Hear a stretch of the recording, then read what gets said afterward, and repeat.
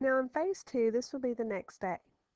In phase two, there's two parts. Number one, you can do a running record with the students. You choose one or two students a day. I used to do that like before my groups. I would call one or two kids over. I would do a running record with them real quickly. You want to validate and activate their strategies that they used. And then you would, while they're doing that, the other kids are reading independently while they're waiting.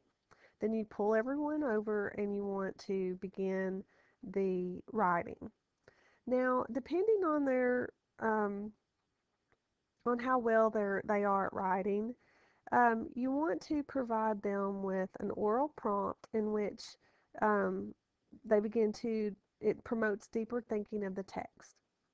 And you can model for students the strategy of solving that prompt, like if, whatever the answer is, on chart paper, having them watch you write the answer out on paper and have them with dry erase boards helping you solve the words and so forth.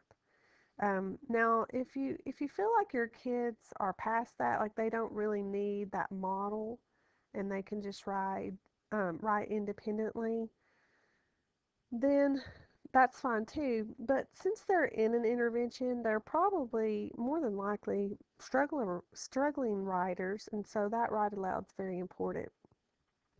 Now, then you want to give them a writing prompt for their journal to stimulate deeper thinking.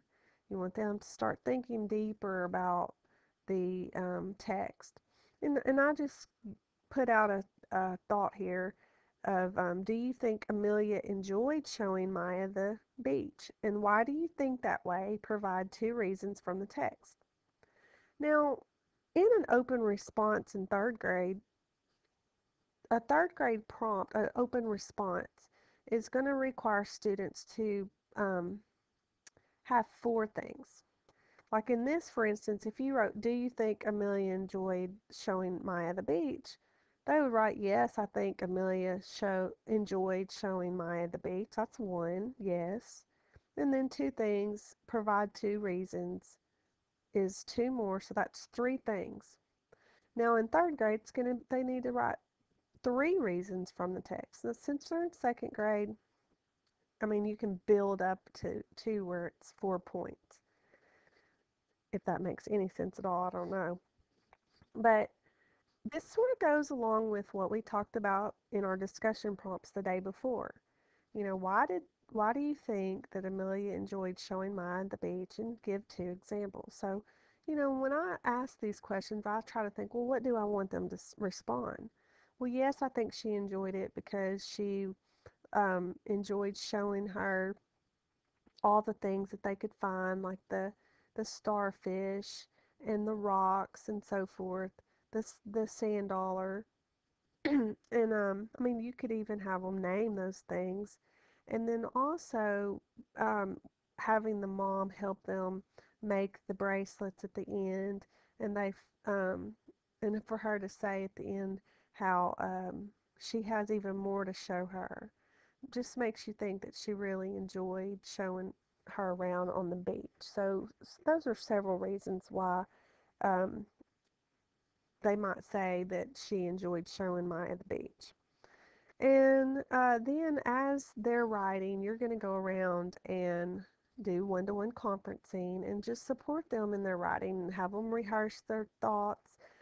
Show them they need to start providing evidence at this point because they're at a higher level.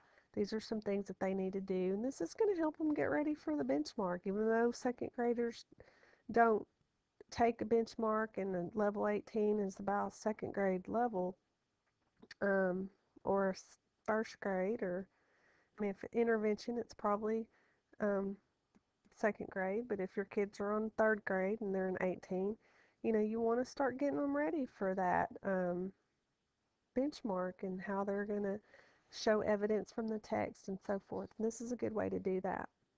And so once you've done this, you're going to look at their writing, look at their running record, and make decisions about where to go from there. And that's why assessments are so important. And so in the coming months, you're going to have some videos to show you more about looking at the assessments to help you inform instruction. Um, I think that'll be very helpful to those of you who are watching this to really get an understanding of why running records, retailing, the writing piece itself, while those are things that you should use, it's not an extra thing to do, but it's why these things are important for you on a day-to-day basis in planning your lessons. So I hope that these videos have helped you at least begin the process of planning Guided Reading Plus.